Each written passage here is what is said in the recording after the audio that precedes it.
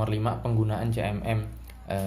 Penggunaannya itu secara kasarnya itu untuk mengukur kualitas dari proses pengembangan sistem dan perangkat lunak organisasi. Nah, tahapan di CMM itu ada 5. Yang pertama itu initial level, terus repeatable level, terus definite level, terus manage level, dan optimize level.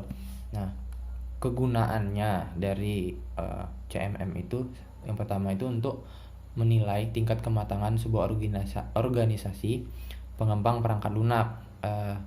Jadi awalnya CMM ini digunakan untuk pengembangan perangkat lunak, dan juga digunakan untuk mensortir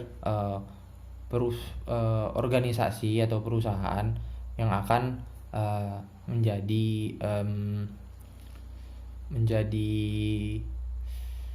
apa ya, konsultan untuk pengembangan perangkat lunak. Nah, yang kedua itu untuk menyaring yang kedua ini untuk menyaring kontraktor menjadi pengembang perangkat lunak. Sama penjelasan saya tadi yang pertama. Yang ketiga itu untuk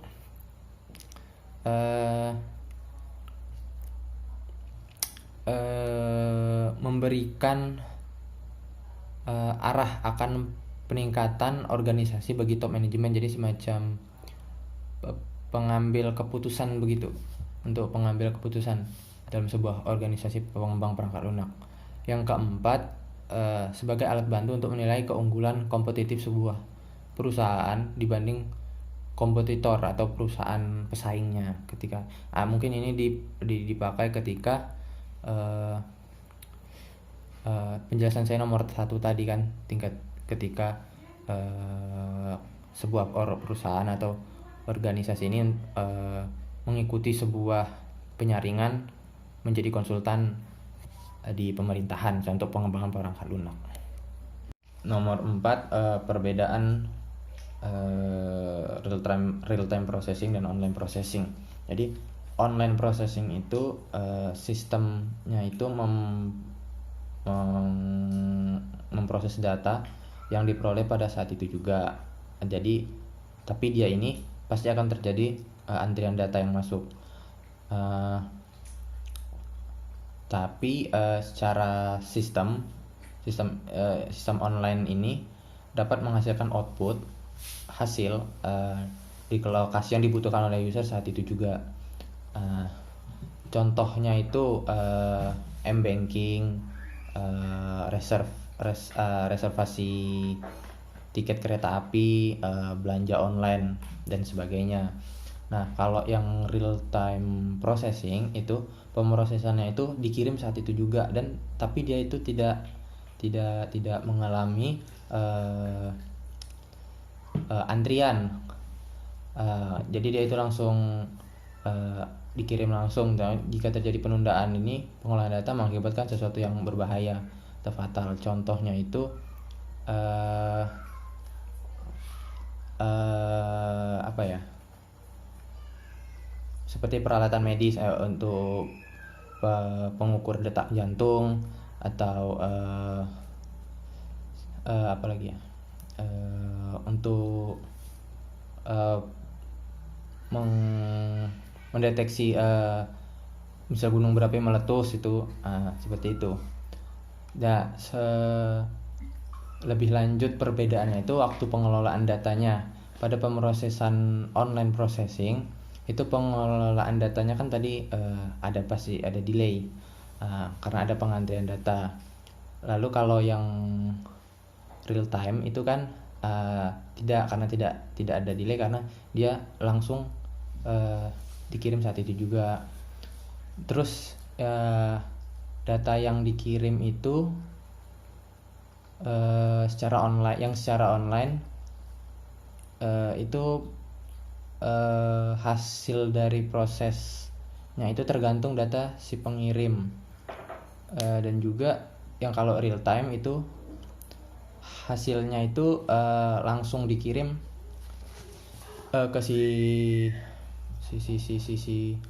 pengirim kan. Yang ketiga, dapat mengolah datanya itu secara direct access.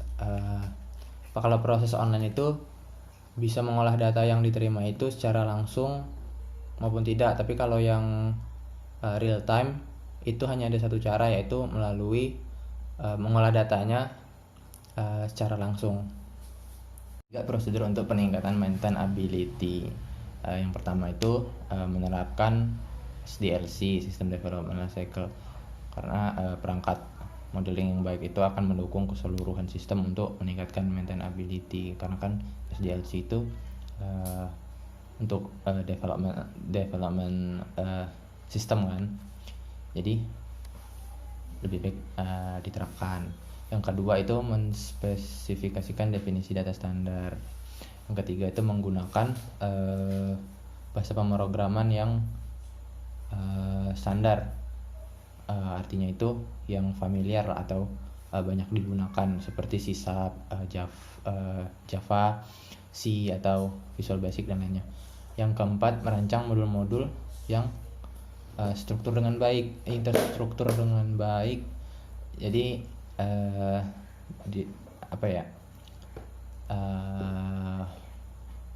penyusunan modul itu tersusun rapi gitu. Jadi tidak menyulitkan saat nanti akan dilakukan maintain. Terus menggunakan modul-modul yang dapat digunakan kembali.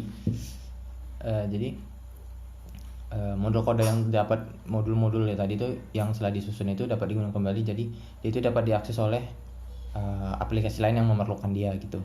Terus yang keenam, mempersiapkan dokumentasi yang jelas dan komprehensif, sehingga informasi yang diperlukan itu untuk beroperasi dan pemeliharaan suatu aplikasi atau sistem itu dapat tersedia. Terus kontrol sentral itu menginstal perangkat lunak, dokumentasi dan soal-soal yang di dalam repository sistem cache.